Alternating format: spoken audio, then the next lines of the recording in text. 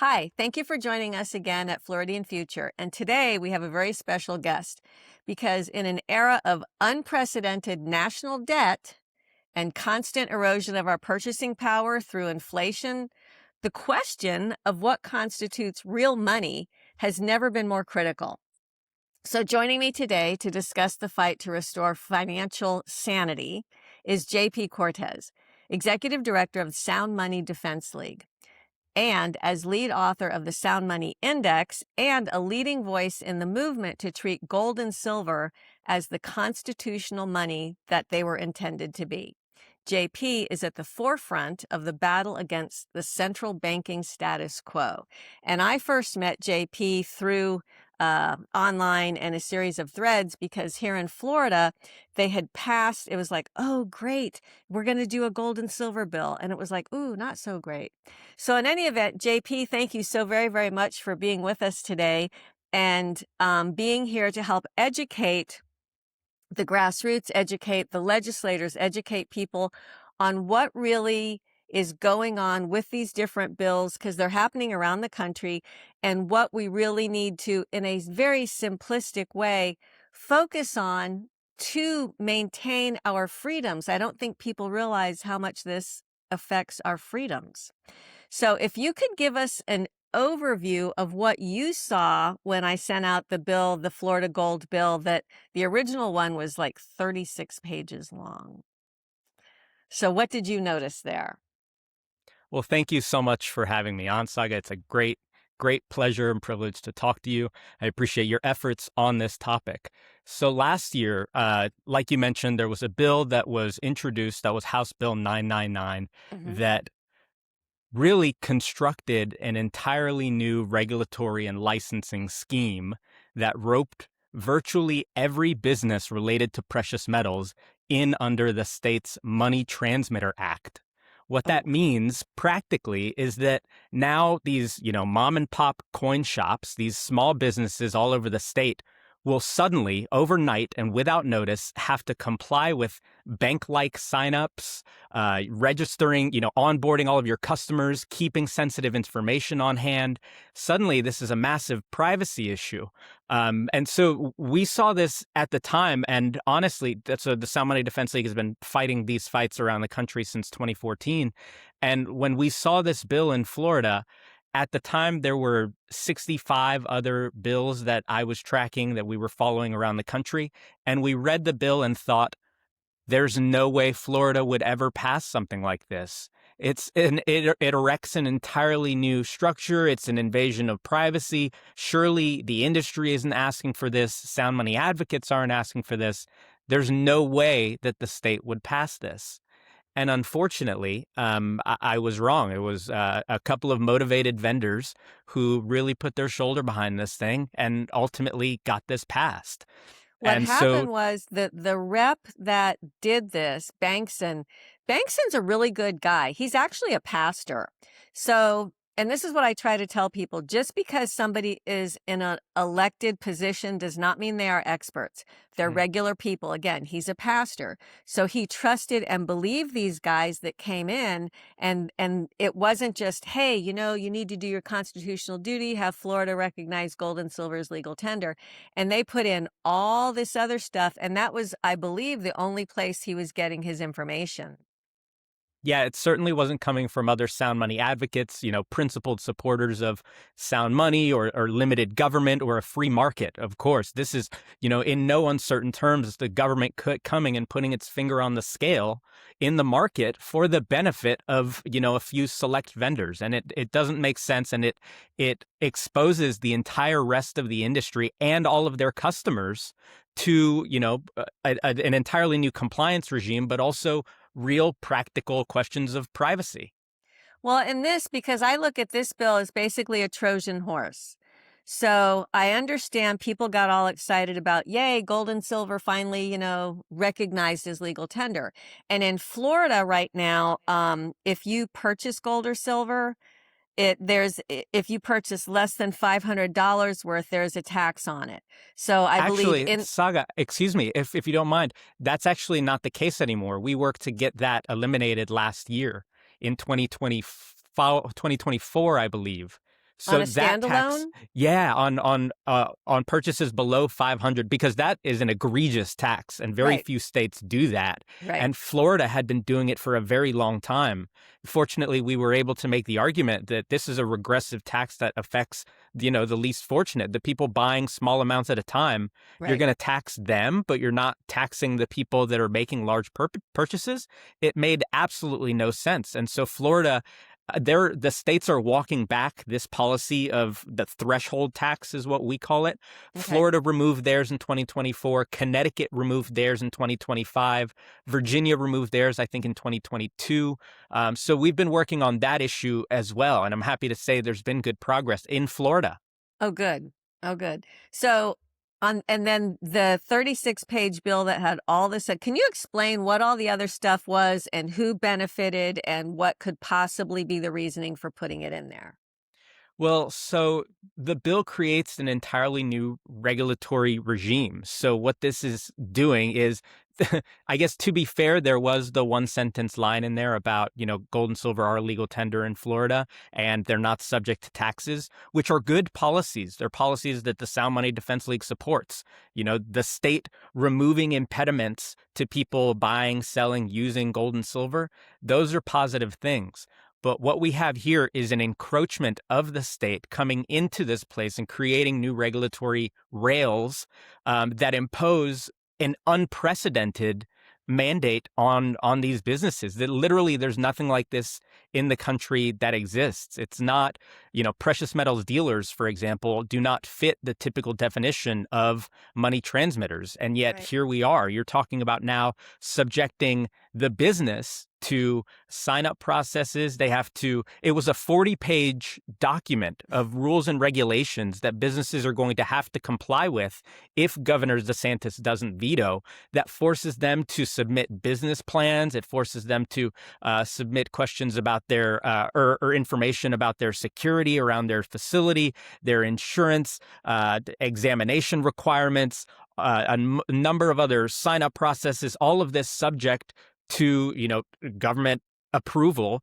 and government compliance. And, running your business in and of itself is hard enough. Right. And now the state is saying, in order for you to continue doing that legally, we're going to have you jump through a massive amount of bureaucratic hoops where you're going to have to submit an onerous amount of information to us. And, I guess you're just supposed to trust the state to protect it or not to do anything bad or potentially harmful with it. And so all of this is a massive imposition on businesses all over the state, most of which have no idea that this is coming. Right. And aren't there like over 22,000 of those businesses in the state of Florida? That's interesting. I haven't heard that number, but I wouldn't be surprised if, you're talking about every single business that sells precious metals, anyone who buys and sells precious metals.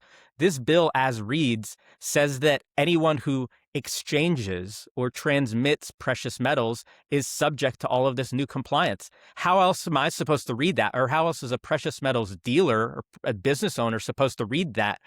I buy and sell precious metals as a nature of my business. Right. This is exchanging. This is transmitting. And so it would be thousands, probably hundreds or thousands of everything from mom and pop coin shops to brick and mortars to like pawn shops stores. to jewelry stores to, anyone in this business at all, anyone that does any custodying of assets, any depositories. All of this is being roped under what is essentially a surveillance regime, putting precious metals activity on the map, on the grid. I keep forgetting. It seems like in this day and age, everything goes back to the underlying surveillance, how to capture another part of our life where we have no control and we're more and more and more a slave, a slave, a slave. So, okay, well, the 36-page bill then went through regulatory offices and they redid that this year with HB 1311.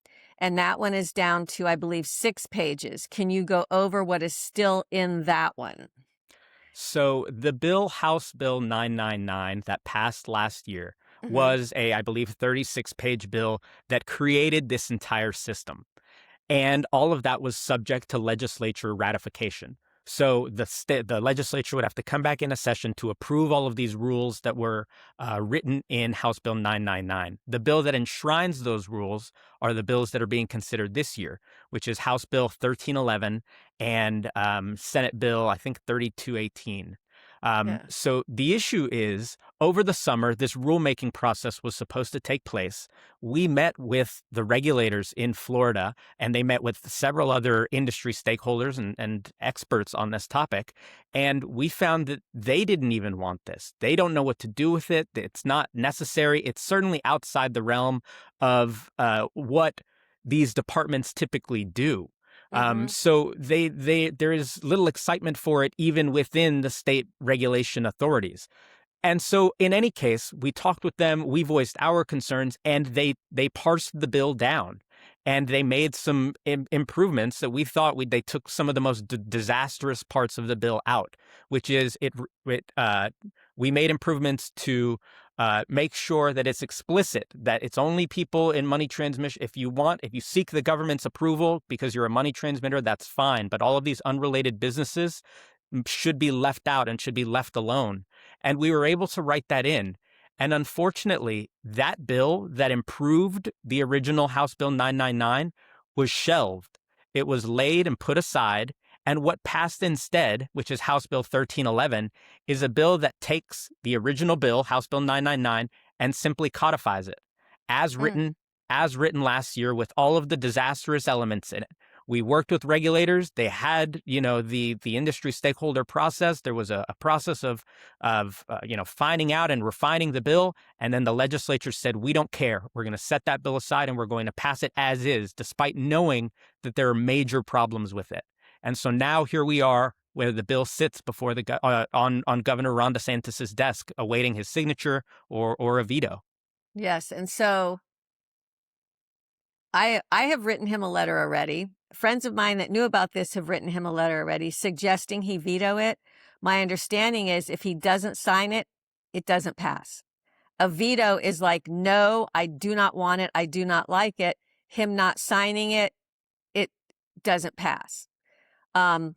Which is why, again, activism is so important.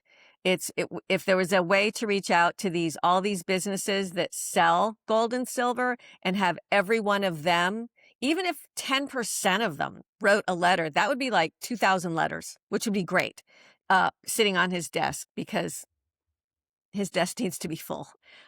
So... And okay. You're so right, Saga. You make such an important point, and it's something that I try to talk about every chance I get. Because I fight these fights and I work to pass good, sound money legislation around the country. And what I've found over and over again is that, more valuable than me putting a suit on and a tie on and going to testify in front of people as an expert, and more important than credentials or any of that, the most powerful tool that these state legislative proposal movements have is grassroots pressure. It's the voice of the people in the state. So to anyone within the sound of my voice, I encourage you, whether you're in DC, the truth is you probably don't have a lot of power. An intern might get back to you. You'll probably get a form response, if any response at all. But in, Tallahassee, Florida, in Lincoln, Nebraska, in Nashville, Tennessee, in Salem, Oregon, in these capitals, you still have power to affect change. So yes. I strongly encourage you to use your voice and use that power and take action. Yes. And this is not to say that none of this is good. This is not to say that we're never, ever going to do this. So now we know HB 1311 is where we need to get everybody to write a letter to DeSantis, and then also call your reps, call banks, and call the different reps that are on there. And we'll put those down in the comment section of who to call and who to write. Of course, they're all up for re-election, so we'll see. But in any event, to educate them about this is not good. Now, in my life, I don't like to say, oh, no, don't do that. Don't do that. You can't have this. You can't have that, without offering a solution. So let's now talk about a solution that would constitutionally be correct and constitutionally protect our rights as Floridians. So, and I know you have this. It was there's a setup question. Yeah. I know you have this. Well, there's so much. Talk about what we can do and what we can have. It's such an important point that you're making, from the very start, this idea that there are things that states can do to mitigate some of the damage wrought by this Federal Reserve fiat money system. We understand the problem comes from the Federal Reserve and a Congress, but that doesn't mean that states have to stand idly by. They can remove impediments to using and buying and selling gold and silver. They can reaffirm their status as constitutional money, and so on and so forth. There are a number of different proposals that a state can undertake. Florida is one of the best states in the country, according to the most recent Sound Money Index. It's a state that has removed sales tax on precious metals. Like I mentioned earlier, the removal of that $500 threshold was incredibly important. That's the most regressive form of tax on precious metals. There's no reason for it to be there. And Florida was able to remove that. We also worked with Florida to remove what we call precious metals dealer harassment laws. Across the country, there are all of these laws that are imposed on precious metals that get roped in as secondhand dealers. So what that means is, if you're a dealer, then you're forced by law to, for example, hold on to inventory for a certain amount of days, and you're not allowed to sell it. Because, for example, if they were worried about grandmother's brooch being stolen, then yeah, okay, you can identify that, you can find it, but precious metals are fungible. One American eagle looks like another American eagle, and there's no way to tell them apart. But because they're roped as essentially pawn shops, there are all these regulations in place that force, for example, personal information submission. In some states, if you were to come into my store and sell me a coin, I would have to write your name down, your address, your phone number, your hair, your eye color, any notable scars, any tattoos. And then at the end of the day, I have to upload all of that information into the police database. Who knows what they do with that information? So there are many, many rules and penalties on dealers. And in Florida, we were able to roll that back in 2024. So Florida's been really great on this issue. There's no income tax, so no capital gains. So Right. the major friction is gone. So the next steps that Florida could take are reserves. You're seeing it all over the country. You're seeing it all over the world. States, central banks are buying gold and silver. They're stockpiling the asset as a reserve asset. 2 years ago, we worked with Wyoming to establish a $10 million physical reserve. Florida should be next. There's Florida no has reason. zero. We have Zero gold, not an ounce of gold. I talked to the former CFO about this. I haven't had a chance to talk to the new CFO right now about this. But since 2022, I've been saying Florida needs to get some in the reserves because right now our reserves are in all these banks that are arbitraging our money and giving us little pittance. Here, we're going to make $5 here. Here's your penny. And it's like, no, Florida needs to button up and take care of ourselves first. And that's if you get the pittance. In many Right. cases, these balance sheets are stuffed with assets that have a real negative rate of return. So, they're proud or happy about earning 4% on the investment. But if inflation is at 5%, what you're telling me is that you just took a 1% loss. And states' balance sheets are rife with investments just like that, and they don't own a single ounce of gold, the most Right. historic money in the world. It's absurd. It makes no sense. But that's something that Florida could lead on. Owning physical gold on its balance sheet. That means no counterparty risk. This asset is not anyone else's liability. No one can default and ruin the value of my gold. This is its own value, its own extinguisher of debt. And that's why countries all over the world are now stockpiling gold. They really are stockpiling. So in Florida, because back to legislatively, and I've seen this, a model legislation for other states where it's basically one page and it's the state declaring or redeclaring or however you want to say it, that yes, gold and silver is considered legal tender. So there's a one-page something that we could do if these legislators wanted to do, as opposed to a 36-page or a however many page, let's rewrite the whole world and add surveillance to it. So what would your suggestion be just for a one page? What is all it needs to say? If you wanted to do the reaffirmation of legal tender with gold and silver as constitutional money, you can say exactly that. In Alabama, we passed a bill last year that was a one-page, I think it was 2 sentences long. It reaffirmed that gold and silver, according to the U.S. Constitution, Article 1, Section 10 says gold and silver are money, and the state is reaffirming their status as constitutional money in this state. It's simple. It doesn't cost the state anything, and it's a symbolic reaffirmation that gold and silver have a place in America's money. This is what just went through my head.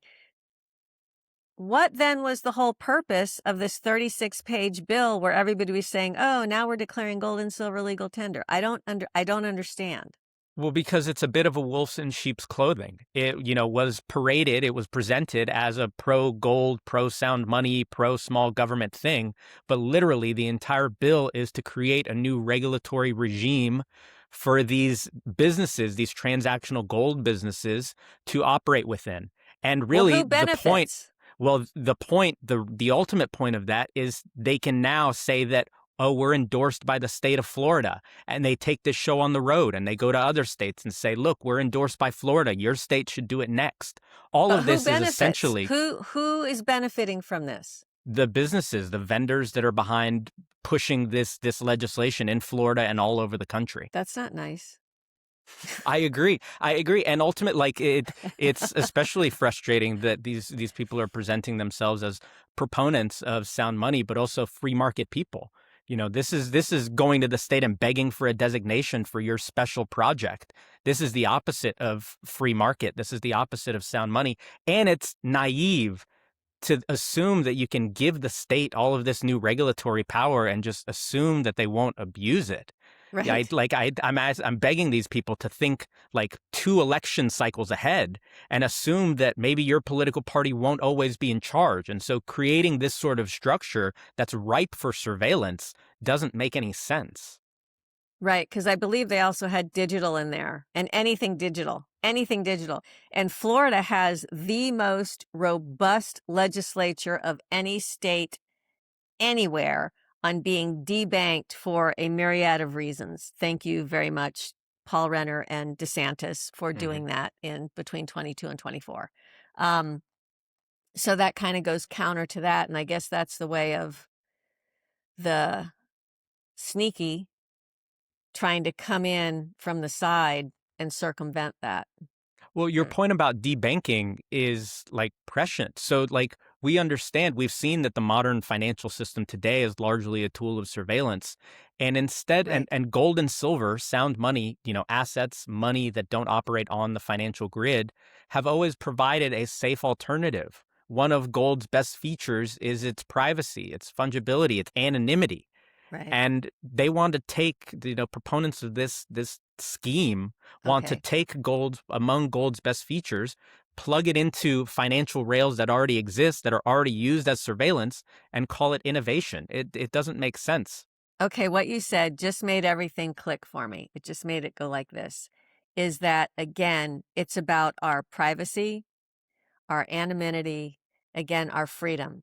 Because if we don't have the freedom to use our money how we see fit without being tracked or surveilled or traced, which is why I am such a huge proponent of cash. We must keep analog and cash very, very much in the mix so that we can't be totally controlled.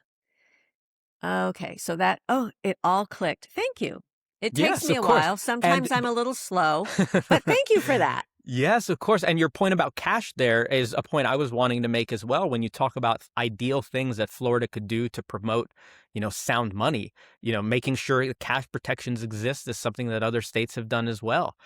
Doing anti-CBDC legislation is something Florida we've done in other was the first states. to do that. Yep. Yeah. And so there are definitely things that the state can do to either promote sound money or encourage the use of sound money that don't involve, creating this new, what is essentially like a Rube Goldberg machine of regulation that unsuspecting business owners are now going to have to comply with or shut down or face penalties. For many years now, the large kind of the point of the Sound Money Defense League and our mentality to what we're doing here is we should get the government out of the way. The government involvement is what created this debt deficit problem that we're facing. So we should get the government out of money. And the last year or so, I've been having to fight, quote unquote, allies, people that are ostensibly sound money supporters, whose entire purpose is to get the government further involved in money. So it's a backwards fight that doesn't make sense sometimes, but it's important to fight it because, like I said, gold and silver are one of the few alternatives that exist, and we can't have it tainted and corrupted by a state that we know has a propensity and a willingness to spy and surveil and, ultimately, in some cases, harm their own citizens. Right. And you can't manufacture it in a lab. You can't. It's like land. You can't manufacture more land. So we need to protect our medium of exchange, which is cash, gold and silver. We need to protect our land. We definitely need to protect our agriculture, food. And it seems like we're being so attacked on so many different ways. So is it possible to truly have a free market while tethered to a fiat currency system? Is it possible? I honestly no. I don't really think it is. It's completely incompatible with what fiat currency offers. That's fiat system is one manipulated by central planners, distortion of price signals, a manipulation of interest rates, and thereby the distortion of capital allocation. All of that is fundamental in a free market system, and the fiat system completely turns all of that on its head. It's the belief that central planners can ultimately, tinker with the formulas and, as you pull this lever and you turn this dial and all of a sudden you've got it, the perfect number for M2 or, the perfect GDP. And that's just not how economies made by human actors that are all sovereign and spontaneous and acting to achieve their own means and their own ends. That these things are incompatible with each other. And that's why gold and silver are so important. And if you could, for those that don't know or don't understand, what is fiat currency? Can you just give a brief overview on a beginner level of what is fiat currency?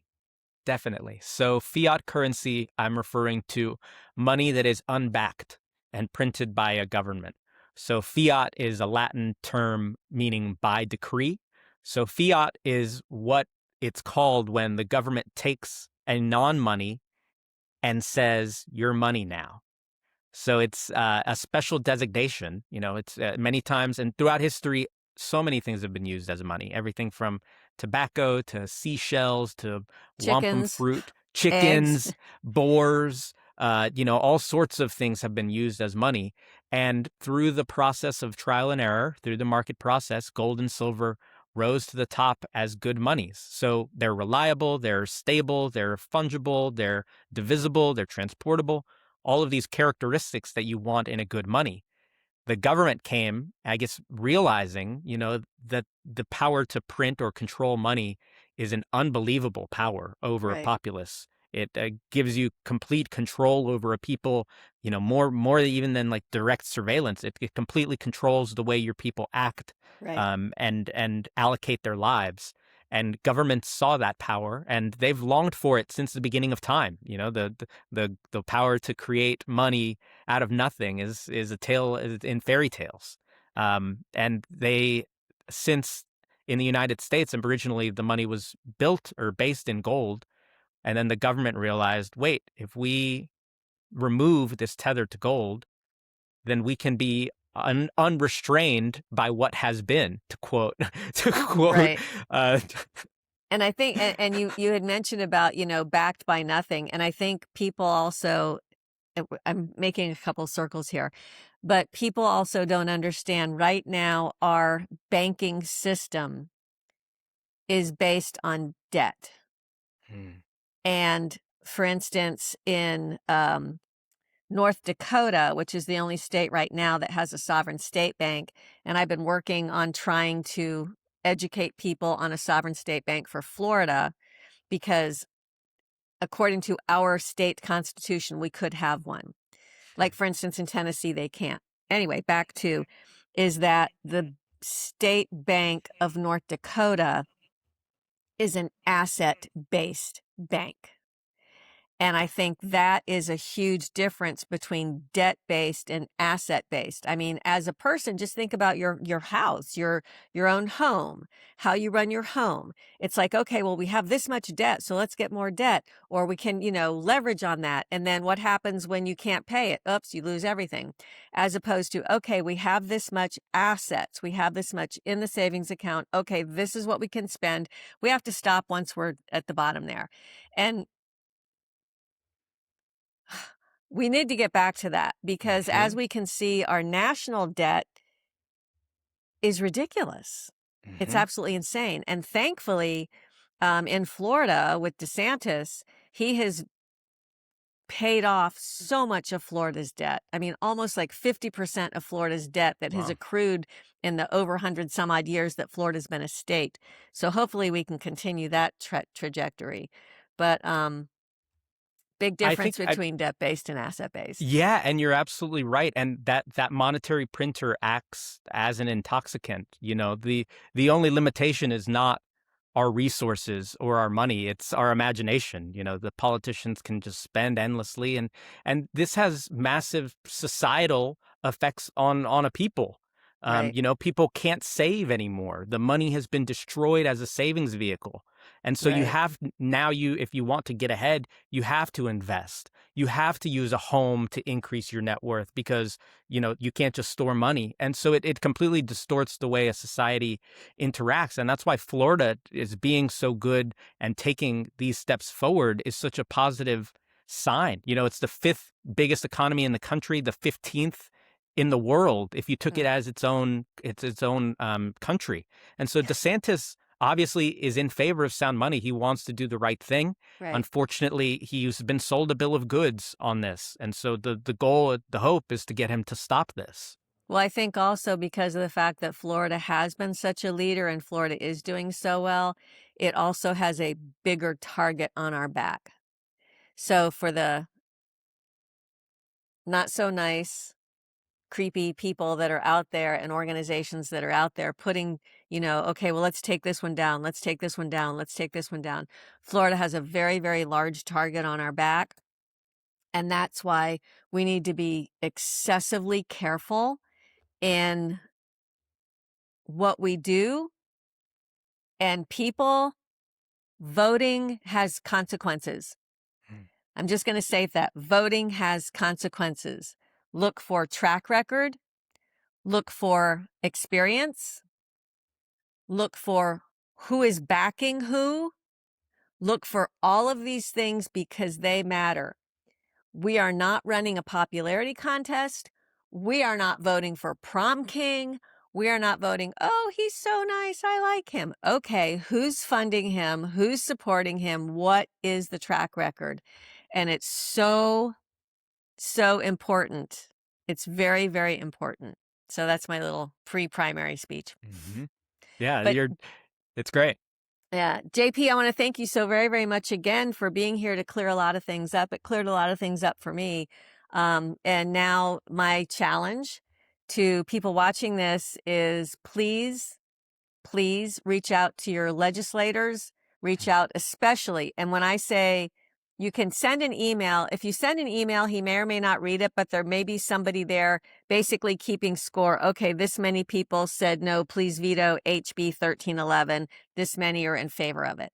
So, but write a letter. I'm old school. I'm a big fan of writing a letter, stick it in an envelope, put a stamp on it, and send it up there because somebody has to open it, read it. He may or may not see it at that point. However, it'll be something there as opposed to another cut and paste email. I think it carries more weight. That's me.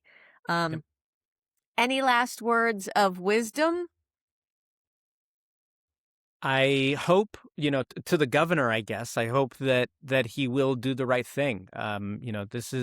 He has a great opportunity. The environment is primed to adopt sound money in a meaningful way. But unfortunately, the bill on his desk is not that. So I would encourage him to veto this bill, to anyone listening, I think what I said earlier is something that I strongly and truly believe in. If you want to make your voice heard, you should act.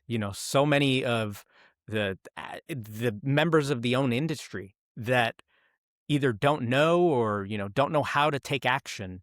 They want to make a difference, but they don't really know how. The answer is to participate, and Mhm. to make sure that your voice is heard, because your voice does carry weight as a taxpayer, as a citizen, as a resident of the great state of Florida, or wherever we're talking about. You still have a voice, and I encourage you to use it. Yes, thank you very, very much. And sometimes the biggest thing we can do is protect what we already have as opposed to changing it or tearing it up. It's like if we actually as a country obeyed and followed the Constitution, our republic would look way different than it does right Hmm. now. Absolutely. So keep in And I mind, would I would argue that it would look way different in a very positive way. yes, Fewer wars, less yes, counterfeiting by the government, less more fraud, freedom. Do freer you realize people. how, keep this in mind. As a country, right now, there's a lot of people really, really hurting. However, for the most part, I'm going to use the term loosely, but we're basically okay. Can you imagine if we didn't have almost $40 trillion worth of debt and didn't have all that money being stripped away from us in taxes, how incredibly prosperous Hmm. everybody in America would be? I mean, Hmm. our poverty level right now is way above a lot of countries prosperous. And I just think about that. It's like people, again, get back to the Constitution. If we obeyed that and had our freedoms and our rights, Hmm.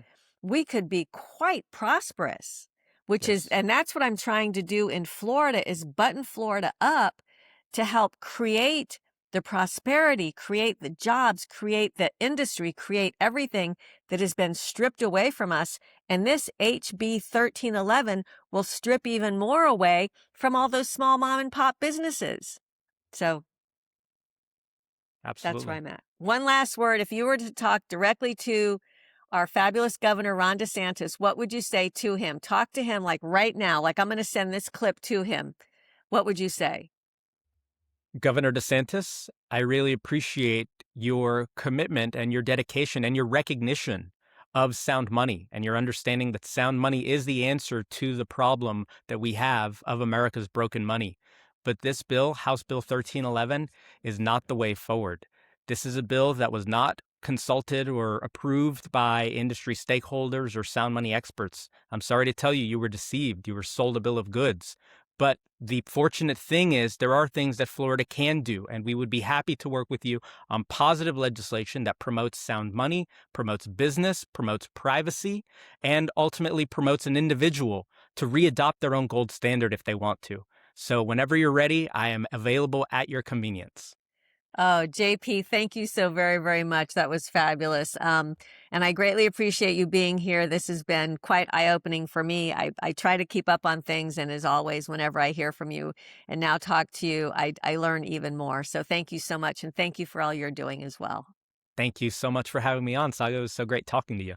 Okay, thank you. Bye-bye.